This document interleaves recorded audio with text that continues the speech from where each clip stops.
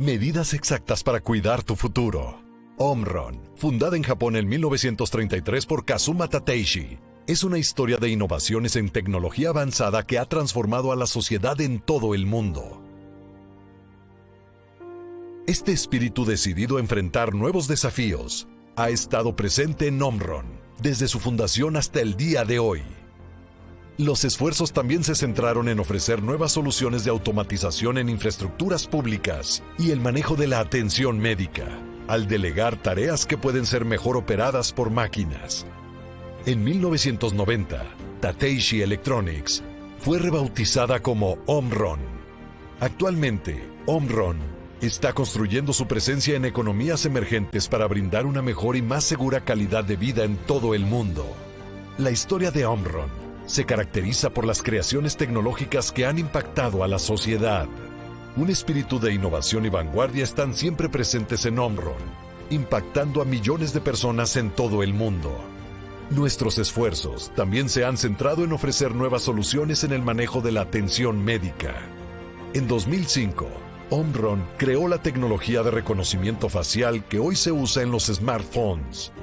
Otro ejemplo de innovación es que en el año 2017, se diseñó el primer monitor digital de presión arterial sin cables. A nivel mundial, Omron Healthcare, la división de salud del grupo, ofrece dispositivos médicos innovadores para uso doméstico y profesional.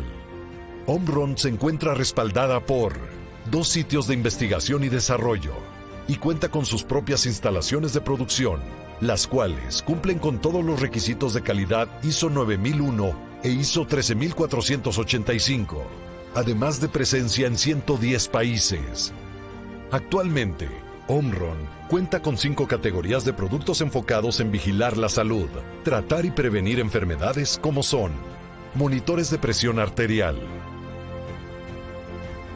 nebulizadores, balanzas digitales, masajeadores de electroterapia y termómetros. Nuestra app, Omron Connect, complementa nuestros productos, no solo brindando memorias ilimitadas, sino dando claridad a nuestros clientes sobre el estado de su presión arterial, teniendo la posibilidad de poder compartir las mediciones con un familiar o con el médico.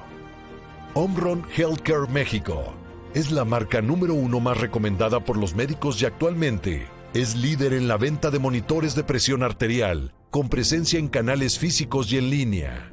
Omron. Medidas exactas para cuidar tu futuro.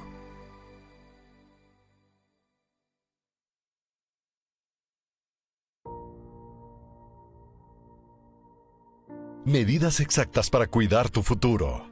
Omron, fundada en Japón en 1933 por Kazuma Tateishi, es una historia de innovaciones en tecnología avanzada que ha transformado a la sociedad en todo el mundo. Este espíritu decidido a enfrentar nuevos desafíos ha estado presente en Omron desde su fundación hasta el día de hoy. Los esfuerzos también se centraron en ofrecer nuevas soluciones de automatización en infraestructuras públicas y el manejo de la atención médica, al delegar tareas que pueden ser mejor operadas por máquinas. En 1990, Tateishi Electronics fue rebautizada como Omron. Actualmente, Omron está construyendo su presencia en economías emergentes para brindar una mejor y más segura calidad de vida en todo el mundo. La historia de Omron se caracteriza por las creaciones tecnológicas que han impactado a la sociedad. Un espíritu de innovación y vanguardia están siempre presentes en Omron, impactando a millones de personas en todo el mundo. Nuestros esfuerzos también se han centrado en ofrecer nuevas soluciones en el manejo de la atención médica. En 2005, Omron creó la tecnología de reconocimiento facial que hoy se usa en los smartphones. Otro ejemplo de innovación es que en el año 2017 se diseñó el primer monitor digital de presión arterial sin cables. A nivel mundial, Omron Healthcare, la división de salud del grupo, ofrece dispositivos médicos innovadores para uso doméstico y profesional. Omron se encuentra respaldada por 2 sitios de investigación y desarrollo y cuenta con sus propias instalaciones de producción, las cuales cumplen con todos los requisitos de calidad ISO 9001 e ISO 13485, además de presencia en 110 países. Actualmente, Omron cuenta con 5 categorías de productos enfocados en vigilar la salud, tratar y prevenir enfermedades como son monitores de presión arterial, nebulizadores, balanzas digitales, masajeadores de electroterapia y termómetros. Nuestra app, Omron Connect, complementa nuestros productos, no solo brindando memorias ilimitadas, sino dando claridad a nuestros clientes sobre el estado de su presión arterial, teniendo la posibilidad de poder compartir las mediciones con un familiar o con el médico. Omron Healthcare México es la marca número 1 más recomendada por los médicos y actualmente es líder en la venta de monitores de presión arterial, con presencia en canales físicos y en línea. Omron. Medidas exactas para cuidar tu futuro.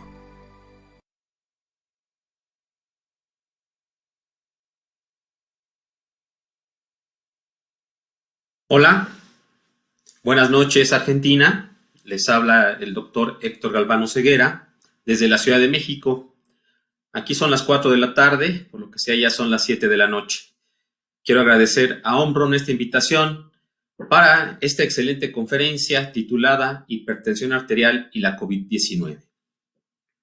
Quiero confesarles que aquí en la Ciudad de México, en México, ya desde hace más de un año, cuando sabíamos que había una pandemia que venía de China y luego se extendió hacia Europa y llegó finalmente aquí a la Ciudad de México, no imaginábamos que íbamos a estar el día de hoy ya casi, como lo veo en las estadísticas, ya en una tercera ola de contagio. Y en este contexto de la COVID-19 que estamos viviendo, la hipertensión arterial juega un papel fundamental en la morbi-mortalidad.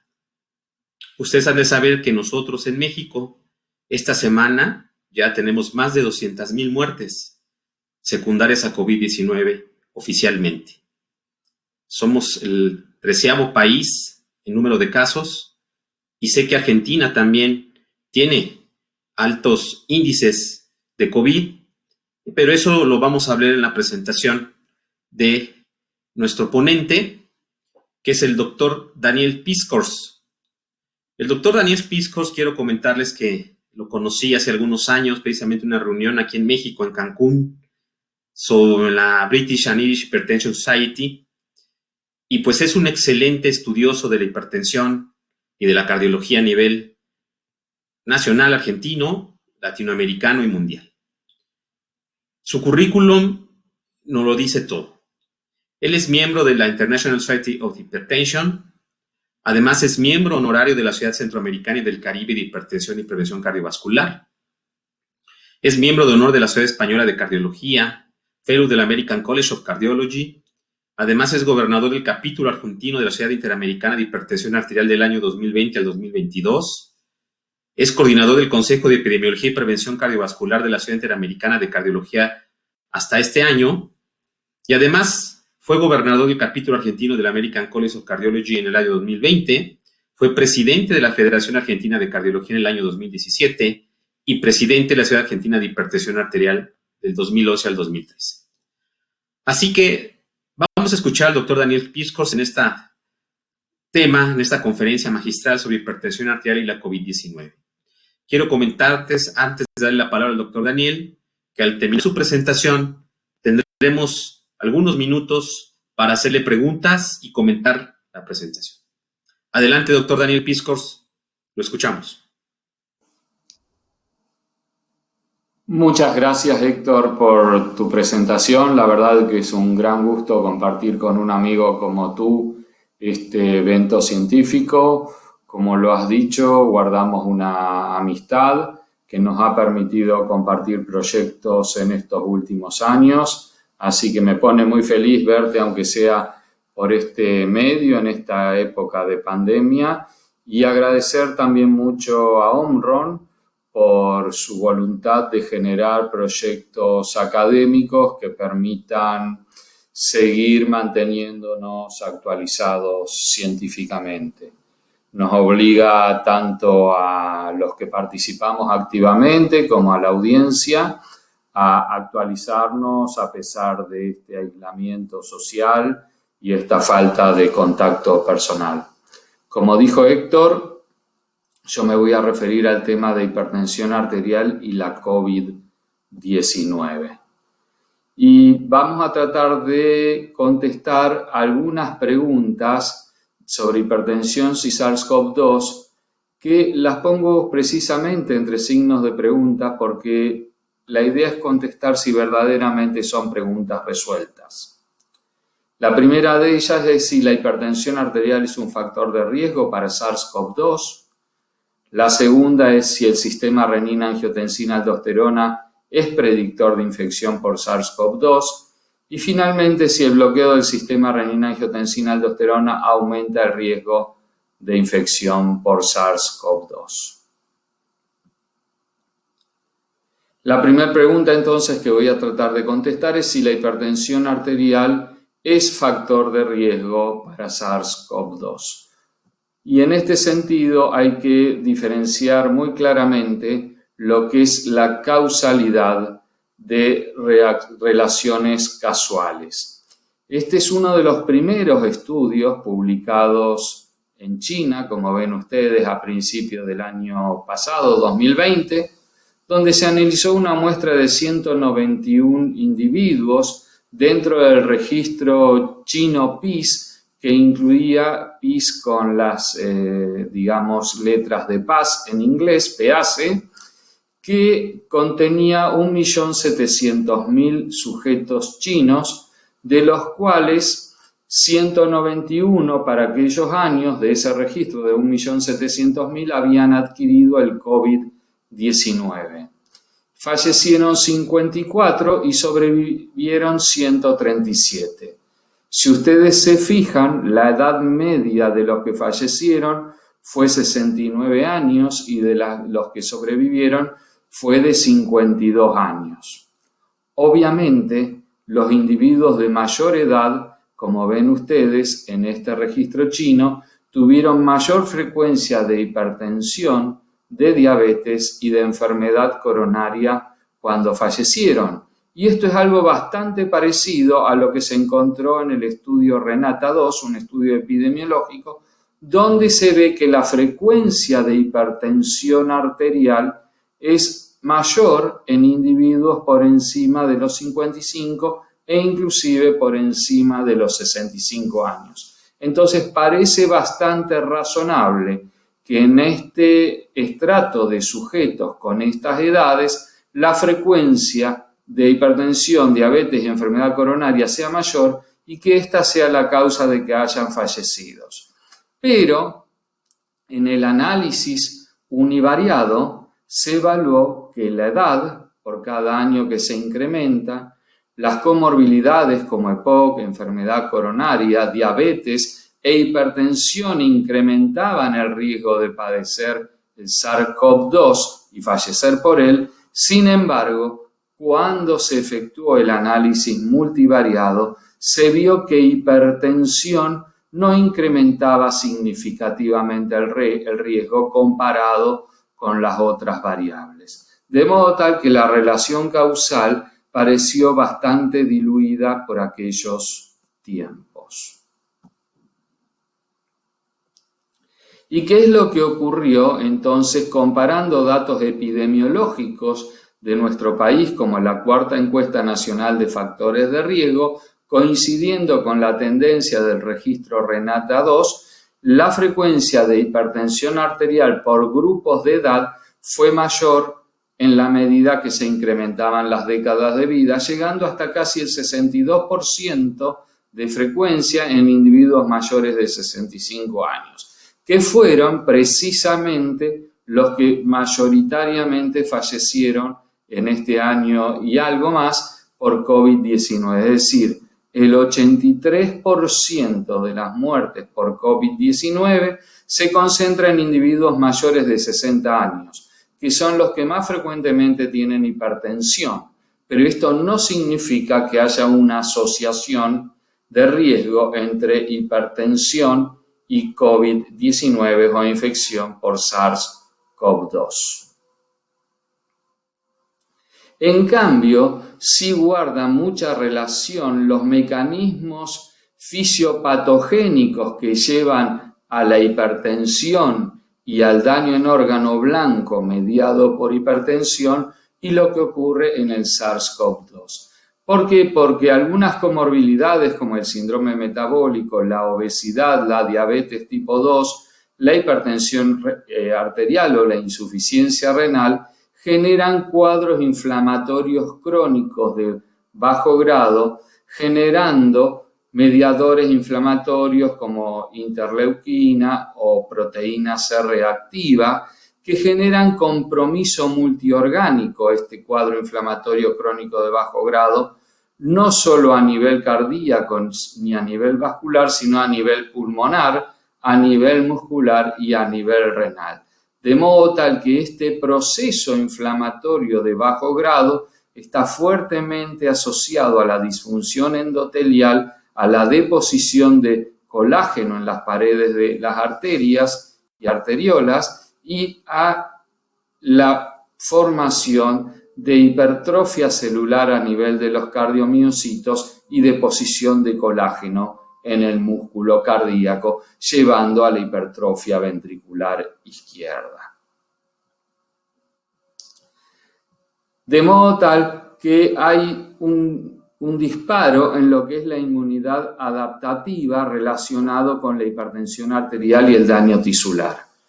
Mediadores como angiotensina 1, aldosterona, endotelina, la genética o la ingesta excesiva de sodio genera estímulos hipertensivos en sí mismos que estimulan también al sistema nervioso central, generando una infección de bajo grado con respuesta humoral, pero también con respuesta celular, con generación de células T, que son células inflamatorias, generando estrés oxidativo, daño vascular, daño renal, daño cardíaco, más hipertensión e injuria tisular.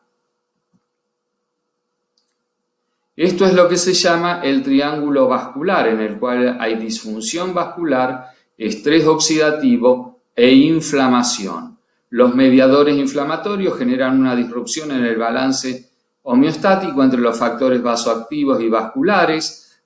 El estrés inflamatorio genera barrido de óxido nítrico con disfunción endotelial, depósito de LDL oxidadas y todo lo que significa el triángulo vascular, que es el sustrato para el desarrollo de hipertensión arterial y la enfermedad aterosclerótica como compromiso arterial sistémico. La infección por SARS-CoV-2 guarda mecanismos que de alguna manera tienen similitud con lo que genera la enfermedad vascular y el daño tisular. Se genera, en los casos más severos, un síndrome de activación macrofágica. Es un síndrome clínico potencialmente fatal, como ya sabemos, lamentablemente, ocasionado por una excesiva activación y proliferación de macrófagos bien diferenciados, algo que también vemos en la aterosclerosis, presente en un grupo heterogéneo de enfermedades. Particularmente nos estamos refiriendo ahora a lo que es el SARS-CoV-2. Entonces hay una proliferación incontrolada de las células T, hay activación excesiva de los macrófagos y hay hipersecreción de citoquinas proinflamatorias como las interleuquinas, el interferón gamma o el factor de necrosis tumoral alfa. Es decir, la diferencia es que mientras en una tenemos un síndrome inflamatorio crónico de bajo grado, acá tenemos un cuadro inflamatorio agudo y severo. Y esta respuesta inflamatoria con liberación de humoral genera depresión miocárdica, vasodilatación inapropiada, caída del gasto cardíaco, hipotensión arterial e insuficiencia coronaria, que ya a esta altura del partido todos conocemos cómo se expresa clínicamente. Por lo tanto, un estado inflamatorio crónico de bajo grado podría predisponer a el desarrollo del SARS-CoV-2 y su mayor mortalidad, aunque los datos epidemiológicos, como vimos, no lo confirman. La segunda pregunta es si el sistema renina-angiotensina-aldosterona es predictor de infección por SARS-CoV-2. Este es el sistema renina-angiotensina contemporáneo que conocemos, que está compuesto por el eje clásico de la enzima conversora, la angiotensina 2 y el receptor tipo 1, cuyas funciones al ser estimulados son la vasoconstricción, la proliferación celular, la inflamación, la fibrosis y la trombosis, y un eje compuesto por la enzima conversora de angiotensina 2, la angiotensina 1,7 y su receptor más, que tiene las acciones opuestas al eje clásico, es decir, vasodilatación, ser antiproliferativo, antiinflamatorio, antifibrótico y antitrombótico.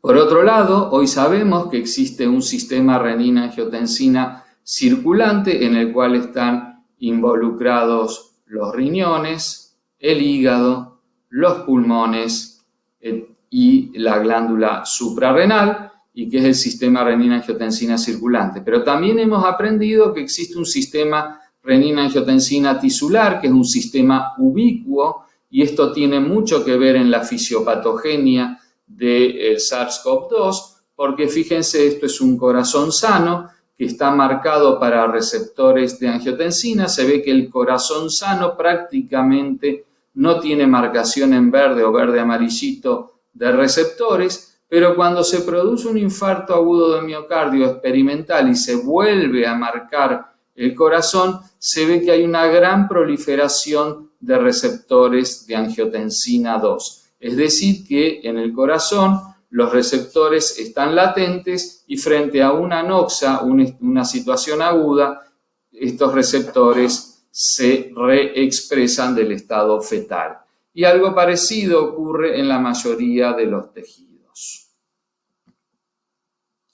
Es por eso que hoy sabemos que la proteína espiga del virus, a través de distintos receptores, de los cuales uno de los que más se ha hablado es el de la enzima conversora de angiotensina 2, puede replicarse a nivel celular a través de este receptor, penetrando en distintas células que están expresando al mismo, como dije recién, el corazón, pero fundamentalmente los neumocitos respiratorios, pero también hay receptores en el hígado, hay receptores a nivel vascular, y por eso la infección por SARS-CoV-2 se transforma en un estado inflamatorio crónico, en un estado inflamatorio agudo de alto grado, por poder penetrar a las distintas células a través de este tipo de receptores. Entonces, hoy está claro que hay una fuerte relación entre el sistema renina-angiotensina-aldosterona y la infección por SARS-CoV-2. Y la tercera pregunta es si el bloqueo del sistema renina-angiotensina-aldosterona aumenta el riesgo de infección por SARS-CoV-2. Han habido muchos estudios epidemiológicos, la mayoría retrospectivos. Este fue uno de los primeros publicados en China, donde se observó que comparando los pacientes que ingresaban a los centros de cuidados intensivos recibiendo alguna medicación que bloqueara el sistema renina-angiotensina, ya sea IECA o ARA2, su mortalidad era del 3,7%, en contrario a los que ingresaban a estas unidades de cuidados agudos, que no estaban recibiendo bloqueadores del sistema renina-angiotensina, que era casi del 10%, sugiriendo entonces este tipo de estudios epidemiológicos que los pacientes que venían recibiendo bloqueadores de este sistema podrían tener mejor pronóstico, en este caso mortalidad, ya sea en forma cruda o en forma corregida, cuando estaban tratados. Sin embargo, la controversia siguió y muchos otros estudios epidemiológicos mostraron resultados en la misma dirección, como este otro estudio del Hospital Central de Wuhan, donde se incluyeron pacientes solo hipertensos en este caso, que estaban recibiendo IECA o ARA2 versus los que ingresaron no recibiendo IECA o ARA2, y se vio que la frecuencia de distrés respiratorio agudo, la infección por SARS-CoV-2 severa, la mortalidad por SARS-CoV-2 y los días de estadía hospitalaria no fueron diferentes entre los que recibían este grupo de fármacos y los que no los recibían. Y en un estudio de la región de servicio de salud de la región de Lombardía, en Italia, que tiene un registro de casi 40.000 individuos, se aparearon por edad y sexo 6.000 sujetos de este registro contra 6.272 casos de SARS-CoV-2 y se analizaron las drogas que estaban recibiendo, drogas antihipertensivas fundamentalmente, y se vio que cualquiera de los fármacos, en realidad no solo los IECA o los ARA2, no tenían impacto sobre el pronóstico de la infección, tanto en el desarrollo de una COVID-19 leve a moderada como la necesidad de una internación en cuidados críticos o que ésta sea fatal. De modo tal que las controversias acerca del uso de estos fármacos pareció diluirse en el tiempo. Y también en un registro de 6.000 voluntarios en la Universidad de Nueva York mostró que en pacientes apareados por padecer hipertensión o en una muestra de pacientes globales, ninguno de los fármacos tenía impacto sobre el pronóstico de los pacientes, es decir, tener un COVID severo o no tener un COVID severo.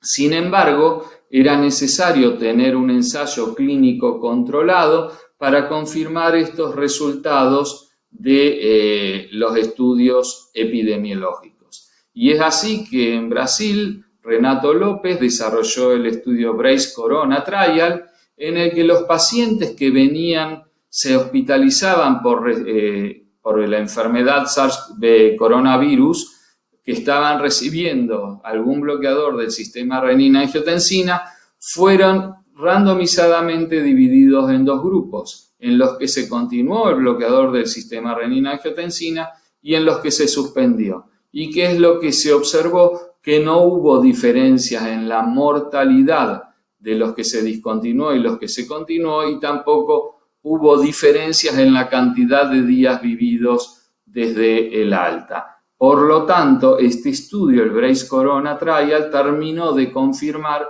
que los pacientes podían recibir con mucha tranquilidad y continuar recibiendo este tipo de fármacos aún contrayendo la COVID-19. Por lo tanto, para esta primera etapa, lo que ya sabemos o creemos que sabemos, porque ustedes saben que el conocimiento de esta enfermedad cambia día a día, que estamos aprendiéndola, pareciera ser que la hipertensión arterial no es factor de riesgo para infección por SARS-CoV-2, que el bloqueo del sistema renina-angiotensina-aldosterona debe continuarse en pacientes infectados con SARS-CoV-2 y que no hay contraindicaciones para indicar bloqueo del sistema renina-angiotensina-aldosterona en el contexto de la infección por SARS-CoV-2. Vamos a ver entonces ahora cómo los médicos que nos dedicamos a la prevención cardiovascular debemos trabajar para mejorar el control de nuestros pacientes. Este es el biobanco del Reino Unido de un sistema de salud privado que incluye más de 600.000 sujetos y analizó cuál fue la frecuencia de hospitalizaciones por COVID-19 en base al riesgo cardiovascular.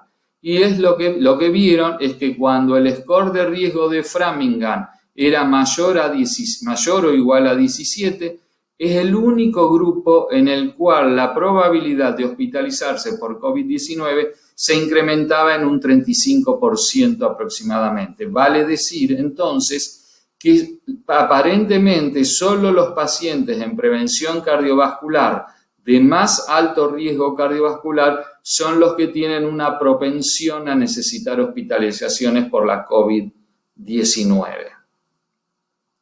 Entonces a mí se me ocurrió evaluar en nuestra base de datos de nuestro Instituto de Cardiología del Sanatorio Británico el porcentaje de pacientes que nosotros atendemos en prevención primaria con este riesgo cardiovascular.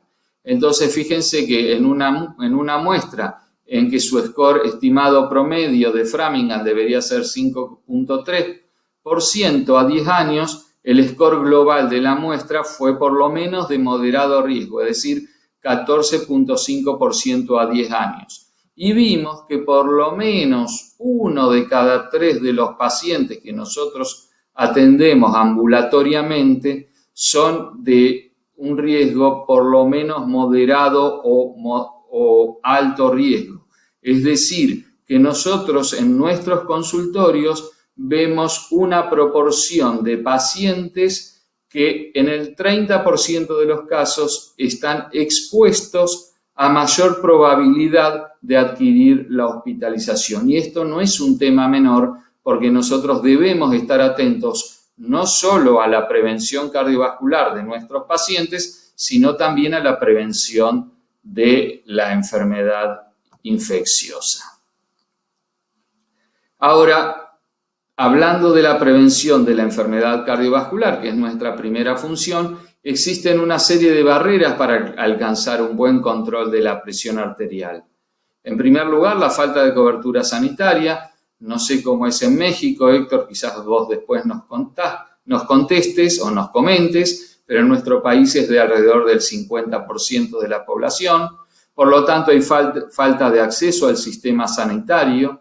Hay ausencia de servicios para los cuidados sanitarios de rutina, hay problemas propios de los médicos como fallas en el diagnóstico de la hipertensión arterial, por fallas en la detección de la hipertensión, mediciones de presión no confiables, fallas para reconocer la hipertensión enmascarada, que según las distintas series es de el 10 al 15% de los pacientes que vemos en consultorio.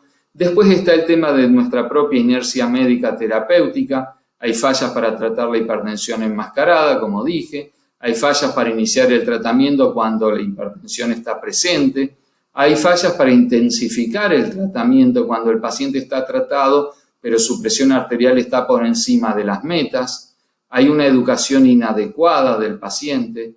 Hay ausencia de decisiones compartidas, es decir, ponernos de acuerdo médico-paciente, paciente-médico, para llegar a un destino, es decir, lo que conocemos como el autoritarismo médico.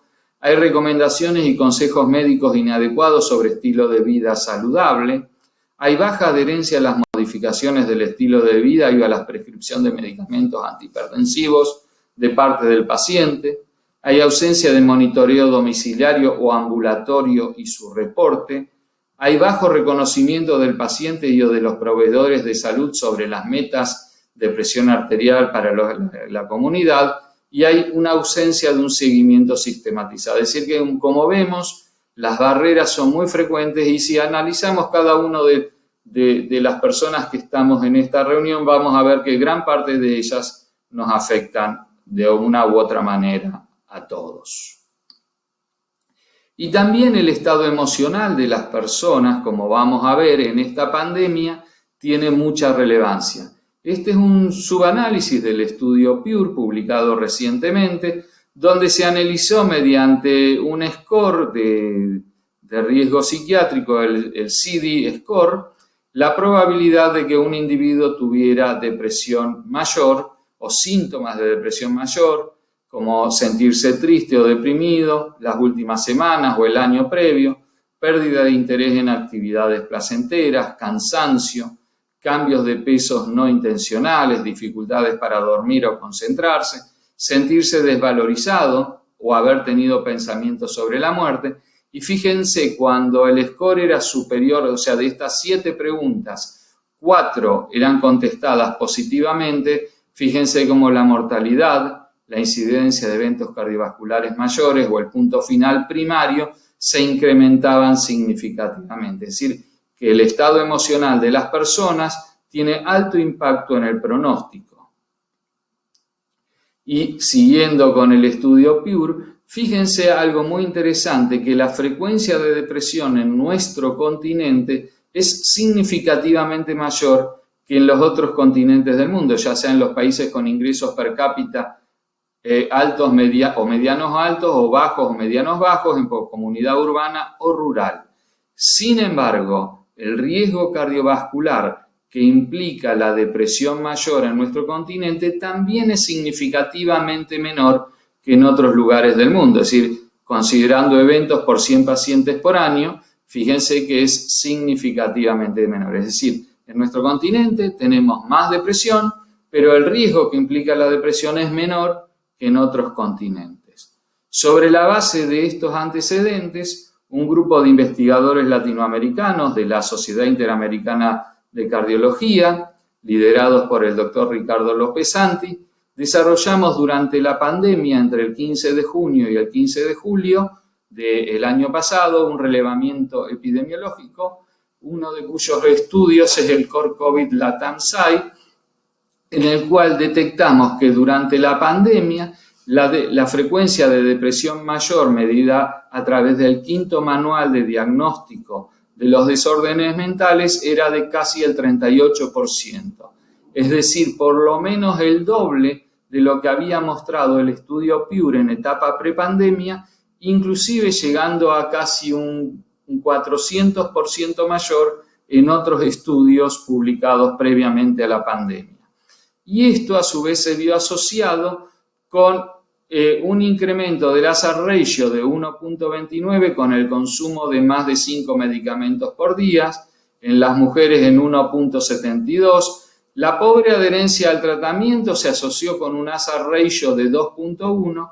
El consumo reducido de alimentos se asoció con un hazard ratio de 1.72. La baja actividad física, considerando aquellos sujetos que desarrollan menos de 100 minutos de ejercicio activo por semana, con un hazard ratio de 1.34, y el consumo de 4 o menos porciones de frutas y vegetales con un hazard ratio de 1.46. Es decir, que la presencia de depresión mayor se incrementó y se asoció a un deterioro muy significativo de los hábitos de vida saludables que necesitamos para tratar a nuestros pacientes en prevención cardiovascular. Y tengan en cuenta que estos eran pacientes cardiometabólicos asistidos en consultorios de cardiología, pero que no habían padecido COVID-19. Es decir, pacientes que todavía no habían sido infectados en aquel momento. Por lo tanto, evidentemente, nuestra tarea con respecto a los hábitos de vida en esta época de la pandemia y del aislamiento social debe ser muy tenida en cuenta. Es por eso que en este contexto, con un grupo de amigos, publicamos este trabajo que es Prevención del colapso del sistema de salud en pacientes cardiovasculares con COVID-19, el rol del cardiólogo en la reducción de la sobrecarga de las unidades de cuidados intensivos con el advenimiento del frío en América del Sur, y planteamos algunos aspectos que me parecen interesantes para esta discusión. En pacientes ambulatorios resulta de suma importancia optimizar el cuidado, pacientes ambulatorios, es decir, los que vemos en consultorios, el cuidado de los factores de riesgo, así como enfermedades cardiovasculares de todo tipo, desde aquellos con hipertensión arterial, diabetes, obesidad, hasta los que poseen antecedentes de enfermedad coronaria e insuficiencia cardíaca. El otro punto es que se deben mantener los tratamientos con evidencias demostradas. Ya lo vimos que pasaba con los bloqueadores del sistema renina-angiotensina-aldosterona y por eso pusimos básicamente este punto, ya que tienen evidencia demostrada en las diferentes enfermedades cardiovasculares basadas en las recomendaciones de guías nacionales o internacionales. Y este último punto que me va a dar pie para la última parte de mi presentación. En la medida de lo posible, en sujetos estables, sustituir las visitas ambulatorias de rutina por contactos virtuales, telefónicos, videollamadas o similares, o de telesalud para evitar contactos nosocomiales. Y en este sentido tenemos evidencias de las bondades del automonitoreo domiciliario de la presión arterial. Este fue el primer estudio randomizado publicado por un grupo francés en el año 2016 sobre los beneficios en términos de control de la presión arterial con el automonitoreo domiciliario. Se randomizó un grupo de pacientes a una fase de un grupo control, que eran pacientes tratados en forma tradicional, y un grupo intervención a los cuales se les entregaba un monitor para medirse la presión arterial en domicilio unas 2 semanas antes de cada una de las visitas, y fíjense cómo fueron los cambios de la presión arterial sistólica y diastólica. Esta es la presión sistólica a 12 meses en el grupo control, la presión diastólica en el grupo control. Fíjense los descensos de las presiones en los grupos intervenciones, de modo tal que tanto en la población global como en la población puntualmente hipertensa, el descenso de la presión arterial fue significativamente mayor con la intervención tanto a 12 como a 24 meses. Y esta fue la primera evidencia sobre los beneficios del tratamiento. Luego se desarrolló este estudio en un grupo de investigadores italianos, como ustedes ven, que es el estudio piloto SCARE.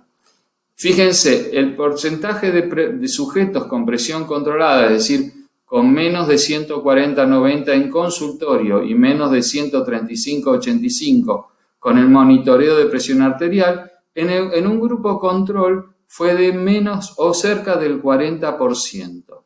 Pero en un grupo de 300 sujetos de una localidad que se llama Misuriano, con el soporte de la telemedicina y asociado a 3 visitas programadas en 6 meses, en este grupo de soporte de telemedicina con monitoreo domiciliario, al que se le agregó el monitoreo domiciliario de la presión arterial, comparado con el soporte de medicina sin monitoreo domiciliario de presión arterial, se alcanzó el porcentaje de control de la presión arterial 88%. Es decir, las visitas en consultorio, sumados al monitoreo domiciliario de presión arterial, sumado al soporte de telemedicina, nos permitiría alcanzar el control de la presión arterial, según el estudio SCARE, en cerca del 90% de los pacientes, algo que raramente vemos con la práctica rutinaria.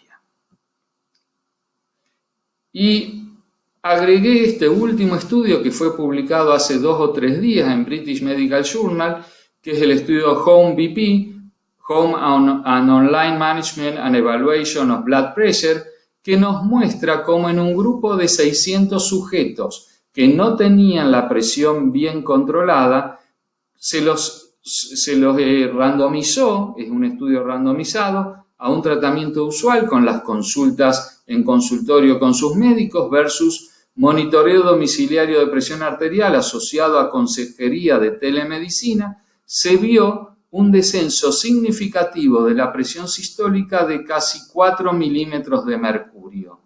Y esto fue asociado a un incremento en la relación costo-beneficio o costo-efectividad de $15. Es decir, que por año de tratamiento, entre visitas, ajustes de tratamiento y demás, aún con el agregado de la telemedicina, la costo-efectividad de esta sistematización permite ahorrar $15 por paciente en 12 meses. O sea, si alguien desea criticar la costo-efectividad de esta mecánica de diagnóstico, tratamiento, evaluación, se ve que tampoco puede aplicarle esta crítica.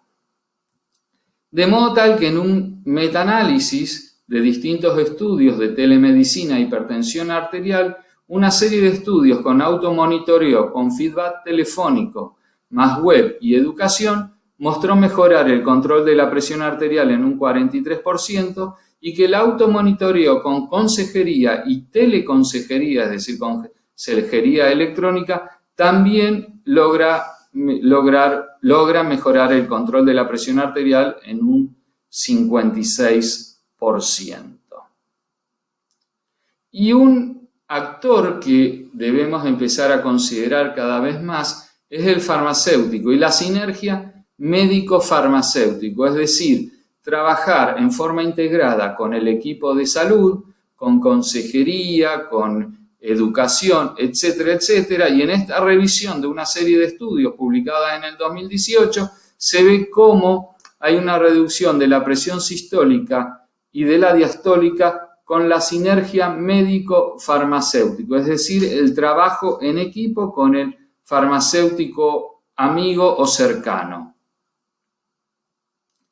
Y esto en realidad no es una novedad porque fíjense cómo muchas guías internacionales, ya sean americanas, españolas, canadienses, nos están hablando ya desde el año 2009 o antes del rol del farmacéutico clínico en el cuidado de los pacientes con enfermedad cardiovascular. De modo tal que con formación de equipos de salud en el cual múltiples especialidades y múltiples profesionales estén incorporados, parece ser una buena estrategia. Y esto es lo que nos muestran las guías 2019 del American College y la American Heart Association en prevención primaria de la enfermedad cardiovascular, con clase de recomendación 1 y nivel de evidencia A, es decir, la máxima clase de recomendación y el máximo nivel de evidencia. Se recomienda un enfoque terapéutico basado en equipos para controlar los factores de riesgo de enfermedad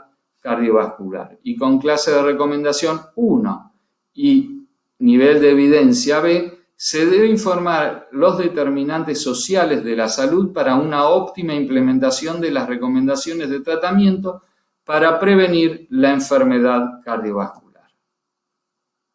¿Cuáles son las barreras culturales que tenemos para implementar este tipo de intervenciones de telemedicina?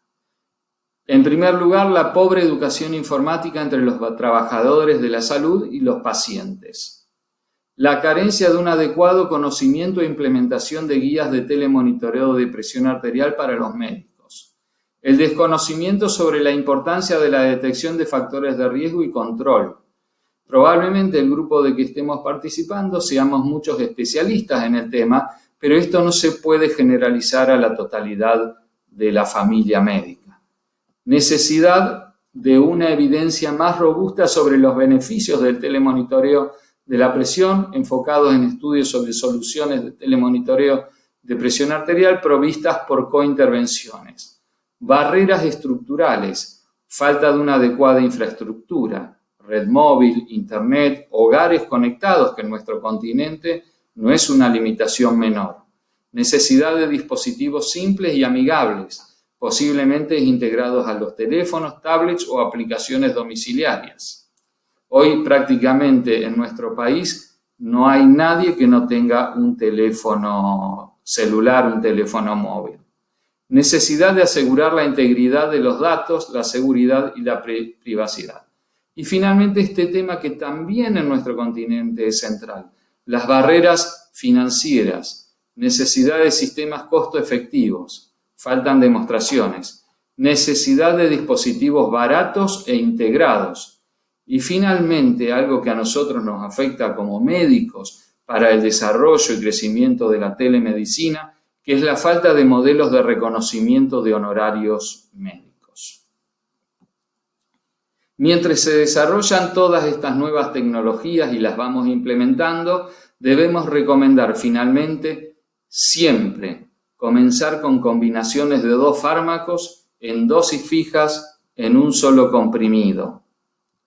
Siempre asociar estatinas de moderada intensidad en pacientes hipertensos de moderado o alto riesgo cardiovascular. Y finalmente, aspirina solo para pacientes de 40 a 70 años de edad con alto o muy alto riesgo cardiovascular y bajo riesgo de sangrado. Aún en este grupo de pacientes, la evidencia es débil.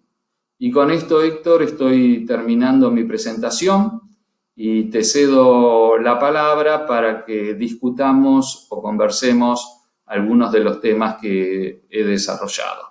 Muchas gracias a Omron, muchas gracias a vos, Héctor, y muchas gracias a la audiencia. Pues magistral presentación, doctor Daniel. Muchas felicidades. Y bueno, ya veo aquí que la audiencia tiene algunas preguntas para usted. Primero me preguntaba algo, quiero empezar uno de los problemas principales que tenemos en los países latinoamericanos sobre la capacidad hospitalaria y sanitaria. Obviamente en México tenemos un problema de capacidad hospitalaria, que recuerdo que hace un año, precisamente cuando empezó la pandemia, tuvimos que hacer una jornada de sana distancia porque no teníamos camas suficientes de terapia intensiva para atender a la ola que se vino. Estuvimos 3 meses confinados y ese tiempo sirvió para poder aumentar la capacidad hospitalaria. Pues obviamente, pues eso ha traído muchas consecuencias que yo creo que es muy interesante que vamos a platicar. Pero para aprovecharlo, doctor, aquí hay algunas preguntas. Me dice, nos dice el doctor Fernando Sandoval que cuándo se debe tomar la presión en pacientes con diabetes también, al igual, es parecido a los pacientes con hipertensión arterial. Bueno, nosotros recomendamos lo que es el monitoreo domiciliario de presión arterial siguiendo una sistematización. Puntualmente en el paciente diabético, recordar que la diabetes triplica la posibilidad de desarrollar hipertensión arterial. Por lo tanto, todo paciente diabético debe controlarse la presión. Y hay un hecho central en los pacientes diabéticos que es la hipertensión oculta y sobre todo la hipertensión sistólica nocturna oculta. Por lo tanto, debemos, aún en los pacientes que estén diabéticos, que tengan presiones limítrofes, es decir, entre 130 y 139 en el consultorio y entre 85 y 89 de diastólica en el consultorio, que son considerados como borderline, prehipertensos, limítrofes, como quiera llamarse, en estos pacientes es más mandatorio, si son diabéticos estamos hablando, pero en general en todas las personas, es más mandatorio todavía medir la presión domiciliaria. ¿Cómo lo recomendamos? Hay propuestas de 4 días consecutivos de medición de la presión arterial o propuestas de 7 días de medición de presión arterial. Se deben realizar 2 mediciones matinales antes del desayuno y antes de tomar cualquier tipo de medicación, con la posición y la metodología adecuada, separadas por 1 minuto, y 2 mediciones nocturnas antes de la cena y antes de tomar cualquier medicación nocturna. Durante 4 días seguidos se descarta el primer día y se promedia el total de las mediciones matinales y las mediciones nocturnas durante los 3 días subsiguientes. En el caso de un protocolo de 7 días, se promedian las 7 mediciones. En este momento están surgiendo dispositivos para medir la presión domiciliaria durante la noche que se disparan automáticamente y que son programables, de modo tal que este tipo de dispositivos en hipertensión y diabetes, que como dijimos tienen un modelo frecuente de hipertensión sistólica aislada nocturna, este tipo de dispositivos son muy útiles para buscar precisamente entonces hipertensión oculta. Muy bien, doctor. Y hablando de presión fuera del consultorio, nosotros en México, junto con ANCAM, hicimos una publicación en ALAS Hypertension sobre las ventajas de la medición en domicilio, sobre no solo en el diagnóstico, sino también en la adherencia. ¿Qué opina, doctor? Porque en las guías que recién salieron de la Sociedad Europea sobre presión fuera del consultorio, hay ventajas y desventajas entre el mapa que usted comenta para presión nocturna y el monitoreo domiciliario. ¿Qué opina, doctor? ¿Qué ventajas ve usted entre el monitoreo domiciliario y el mapa? Desventajas. La pregunta es muy trascendente, doctor, así que te la agradezco. Hay 4 tipos de variabilidad de la presión arterial. La variabilidad en el muy corto plazo, la variabilidad en el corto plazo, la variabilidad en el mediano plazo y la variabilidad en el largo plazo. Para el diagnóstico de hipertensión arterial, que necesitamos medir la variabilidad en el más corto plazo, quizás el mapa tenga algún grado de beneficio para respecto al monitoreo domiciliario de presión arterial. Cuando ya se hizo el diagnóstico y el paciente está en tratamiento, el ajuste de la medicación se hace visita a visita. Esto hace que durante muchos meses el paciente pueda persistir hipertenso a pesar de estar recibiendo un tratamiento. Entonces, para acortar y mejorar la costo-efectividad del tratamiento, el monitoreo domiciliario de presión arterial mide muy efectivamente la variabilidad en el largo plazo y es la técnica de elección. De modo tal que si yo tuviera todas las posibilidades de equipamiento, utilizaría el monitoreo ambulatorio para la etapa de diagnóstico y el monitoreo domiciliario para el seguimiento de los pacientes en tratamiento. Pero obviamente, si yo no tengo la posibilidad de disponer toda posibilidad de equipamiento, me debo adaptar a lo que tengo. Lógicamente, es muy molesto para el paciente hacer monitoreo ambulatorio de presión arterial en reiteradas oportunidades para definir si el paciente está bien controlado, porque muchos pacientes se quejan del monitoreo ambulatorio de presión arterial. Y esa también es una gran ventaja para evaluar la variabilidad en el largo plazo y evaluar la respuesta terapéutica con el monitoreo domiciliario de presión arterial. Muy bien, doctor. Tenemos aquí otra pregunta que es interesante. Julio Sandoval nos pregunta, ya habló usted de las barreras que existen actualmente para tratar a los pacientes hipertensos y que obviamente se intensifican con esta pandemia. Dice que si se ha medido el impacto de este tema, por ejemplo, acá en México, durante la pandemia, se tiene un exceso de mortalidad, no solo por COVID, sino por enfermedades cardiovasculares. ¿Han medido ustedes ahí en Argentina el impacto de esta enfermedad en la cuestión cardiovascular y en general en el tratamiento y el seguimiento de los pacientes hipertensos, doctor? Bueno, uno de los temas que más preocupa y sobre todo preocupa a los cardiólogos y que ha preocupado también a las sociedades científicas es la reducción de la demanda de servicios médicos durante la pandemia por temor a la infección por SARS-CoV-2 en las instituciones médicas, lo cual ha alejado obviamente a los pacientes y a las personas sanas de los centros de salud. Y esto tiene impacto ahora, pero también va a tener impacto post-pandemia, porque va a haber mucha gente que se ha infectado y ha estado asintomática, pero que puede tener las consecuencias de los procesos inflamatorios sistémicos que, como comenté, genera la infección por SARS-CoV-2, que no están diagnosticados y que pueden tener como consecuencia básicamente una enfermedad que es la insuficiencia cardíaca. De modo tal que obviamente eso es una gran preocupación. Según estimaciones de nuestro país, en este año y algo más de pandemia, se han muerto aproximadamente 12.000 personas más de las que hubiéramos esperado que se murieran en un año.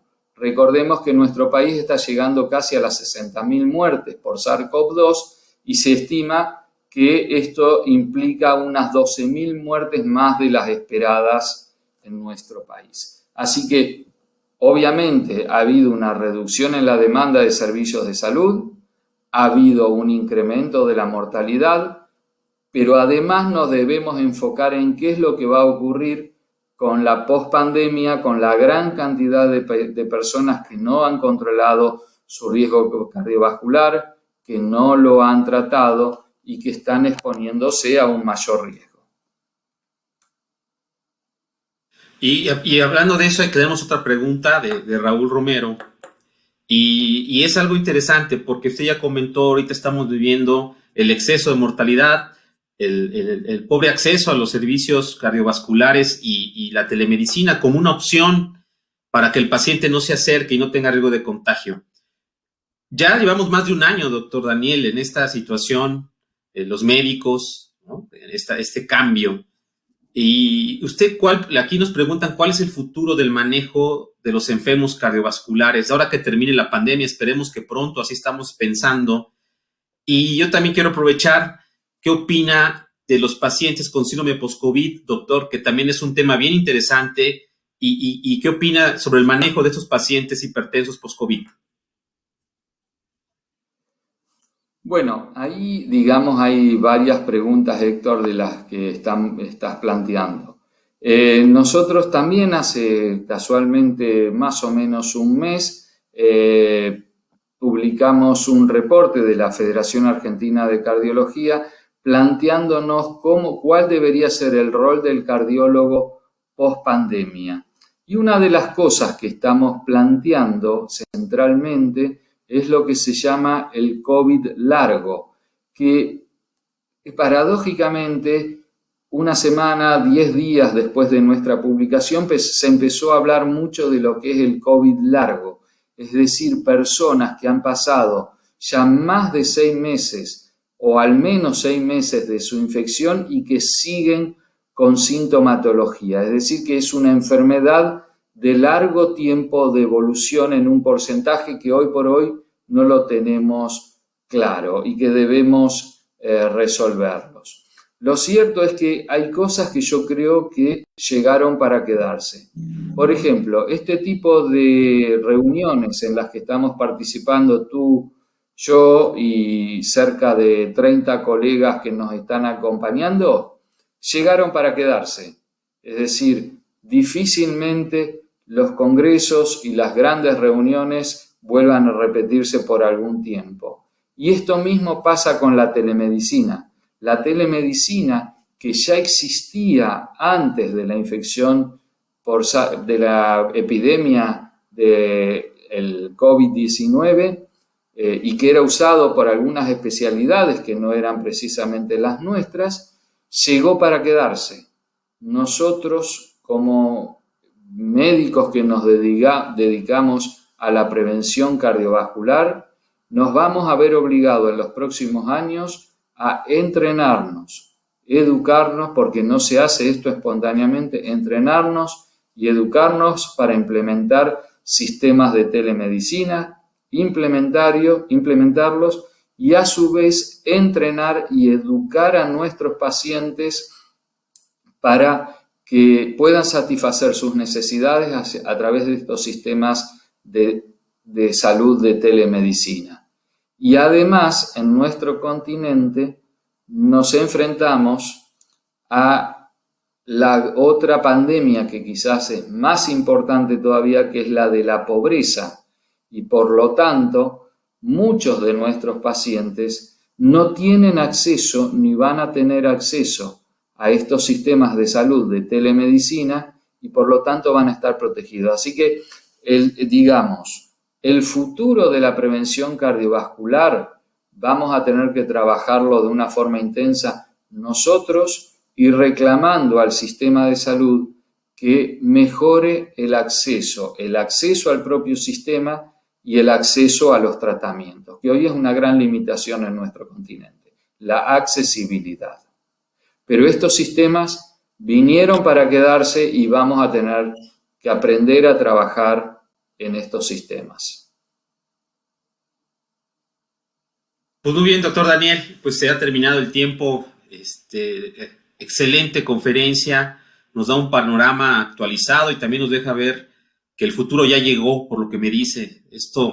Muchos ¿no? Nos tenemos que adaptar a estas nuevas tecnologías y, ¿por qué no?, también al control de la hipertensión arterial a través de estos métodos fuera del consultorio.